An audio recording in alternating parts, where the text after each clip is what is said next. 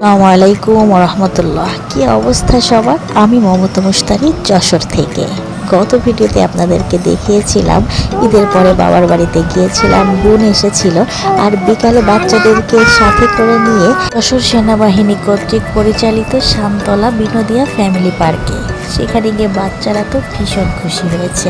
তো যাই হোক, সেই ভিডিওতে আপনাদের বেশ ভালো সাড়া পেয়েছি। চেষ্টা করব পর বাবার বাড়িতে যে কয়েকটা দিন কাটিয়েছি তারই কিছু ভিডিও ক্লিপও ধারণ করেছি, সেগুলো একটু একটু করে আপনাদের সাথে শেয়ার করব। এটা ছিল পরদিন সকাল 12টার দিকে। সবাই আমরা বোর হচ্ছিলাম বসে থাকতে থাকতে। হঠাৎ করে আম্মু আম মাখিয়ে দিল।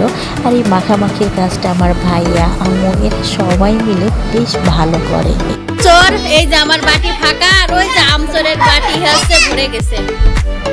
এই হলো আমার বাটি, আর ওই হলো আমচোরের বাটি। করেছে আমার একমাত্র ভাবি। বাবার বাড়িতে গেলে আমাদের কারোরই সময় জ্ঞান থাকে না, কখন যে সকাল গড়িয়ে দুপুর হয়ে যায়, দুপুর গড়িয়ে রাত, সেটা বুঝতেই পারি না। এই যে দেখুন না, আম মাখা খেয়ে উঠতে উঠতে দেখি দুপুরের খাবারের টাইম হয়েছে। জলদি করে দুপুরের নামাজ গোসল শেষ করে এসে চক্ষু তো আমার চড়ক গাছ। এসে দেখে আম্মু আমার পছন্দের সমস্ত রান্না করেছে।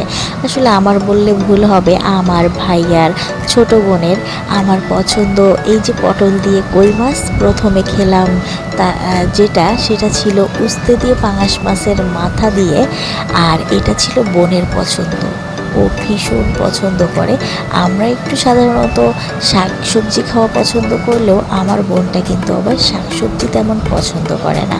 আর এই যে বাবার বাড়ির মূল আকর্ষণ বা সবচেয়ে আমার পছন্দের সেটা হচ্ছে এক টেবিলে বসে সবাই মিলে সেই ছোট্টবেলার মতো করে খাইতে বসা।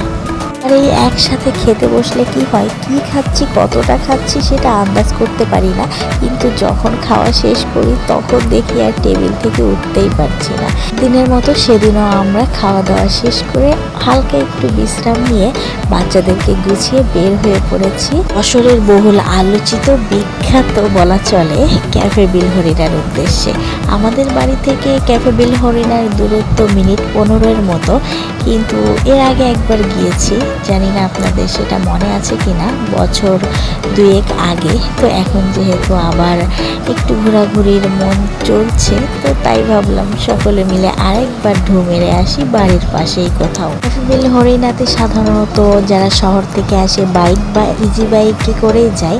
তো আমরা কি করেছি, রাস্তায় উঠতেই ভ্যান পেয়ে গিয়েছি।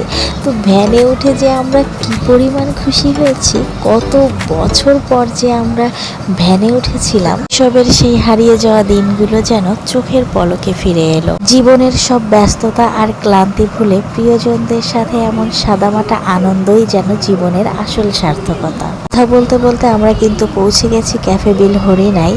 ঈদের মৌসুম যেহেতু, এখানেও কিন্তু লোকে লোকারণ্য, পা রাখার জায়গাটুকু নেই। চলুন এগিয়ে যাই, সামনের পরিবেশ পরিস্থিতি দেখলেই বুঝতে পারবেন। মনে হচ্ছিল আমরা যেখানে যাচ্ছি সেখানেই যেন লোকে লোকারণ্য, সারা যশোরের মানুষ যেন এখানে এসে উপস্থিত হয়েছে। আমাদের মতো অনেক গেস্ট আছেন যারা এখানে দাঁড়িয়ে আছেন একটু বসার অপেক্ষায়। আমরা অনেক কষ্টে মষ্টে একটা টেবিল খালি করতে পেরেছি, আম্মু বাচ্চাদেরকে বসিয়ে দিয়েছি।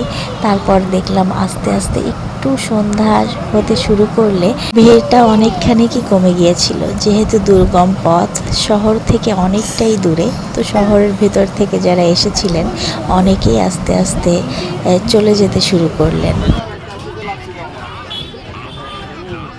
আপনারা যদি এখানে এসে এইভাবে নৌকা বোটিং করতে চান তাহলে অবশ্যই আগে থেকে বুকিং করে আসবেন, তা না হলে কিন্তু এর জন্যও সিরিয়ালে দাঁড়াতে হবে। এটা হচ্ছে বিল হরিণার সন্ধ্যা নামার দৃশ্য। চারিপাশে যখন একটু একটু করে কালো ছায়ায় আবৃত হতে শুরু করেছে সমস্ত কিছু, তখন একটু একটু করে বিল হরিণার সৌন্দর্য বাড়তে শুরু করছে একটু একটু করে।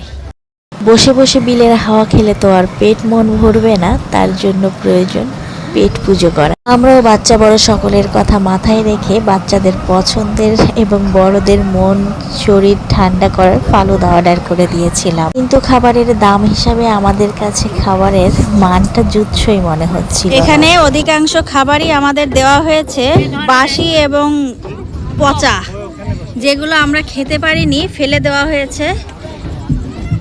বাচ্চাদের তো একেবারে বমি টমি করে একাকার অবস্থা। আসলে এরকম একটা প্রতিষ্ঠান থেকে আমরা এটা কখনোই আশা করি না। অবশ্যই কমপ্লেন করব, জানি না তারা কি করবে। তো চলুন দেখি কমপ্লেন করা যাক।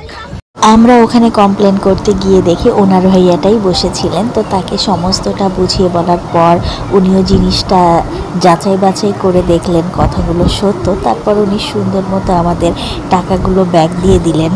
আর এটাও ডিসক্রাইব করলেন যে এখন গেস্টের অনেক চাপ হওয়াতে সকালে রান্না করা হয়েছে, হয়তো দুধের জিনিস নষ্ট হয়ে যেতে পারে, আপনারা প্লিজ এটা কিছু মনে করবেন না। তো আমরা ব্যাপারটা ম্যানেজ করে নিয়ে তারপর ধরলাম বাড়ির পথ।